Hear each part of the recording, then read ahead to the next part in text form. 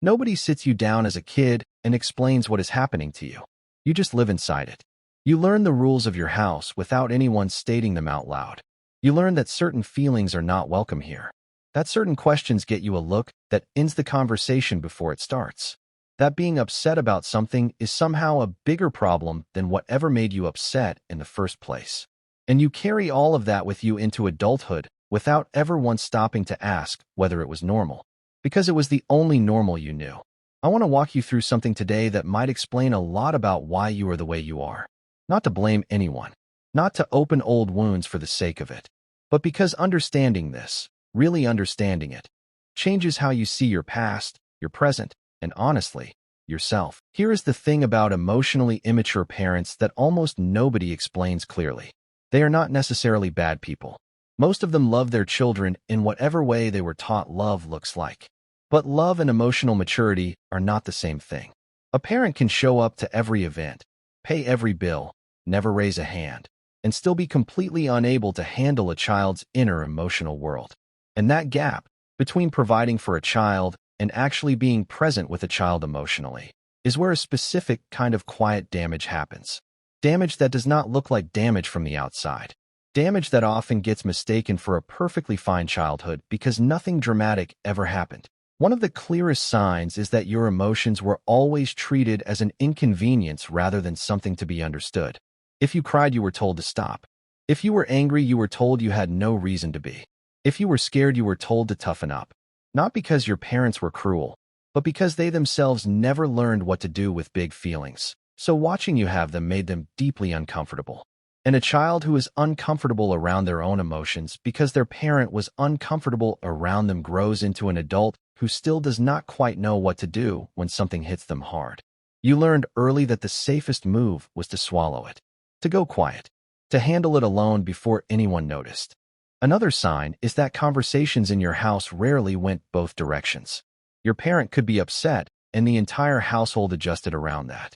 But if you were upset, somehow it became your job to manage their reaction to your feelings on top of your own. You comforted them while you were the one hurting.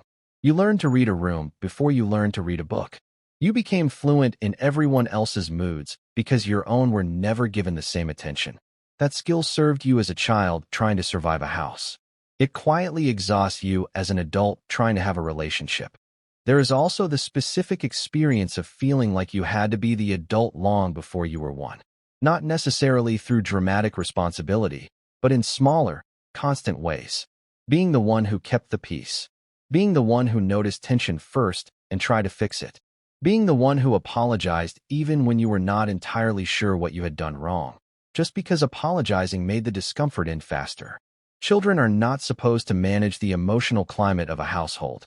But in homes with emotionally immature parents, that job goes to whoever is most sensitive enough to notice it needs doing. And that is usually the child. Here is the part that explains so much about your adult relationships. If you grew up like this, you likely became either extremely good at predicting what people need before they say it, or extremely guarded about ever needing anything yourself, or honestly, both at the same time, depending on the relationship. You may find it hard to ask for help because asking felt like adding a burden rather than reaching for support. You may find yourself drawn to people who need fixing because fixing is the role you know how to play.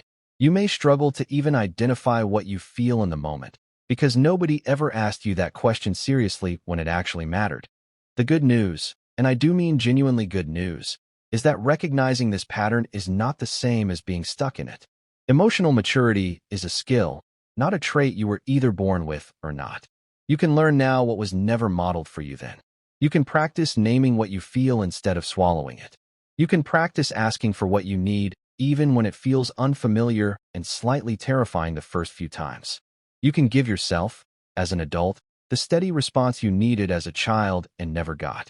Not because anyone owes it to you retroactively, but because you are now the person who gets to decide how your inner world gets treated going forward. If anything in this resonated with you today, it might genuinely help to put words to your story more fully, not just here, but with the right support.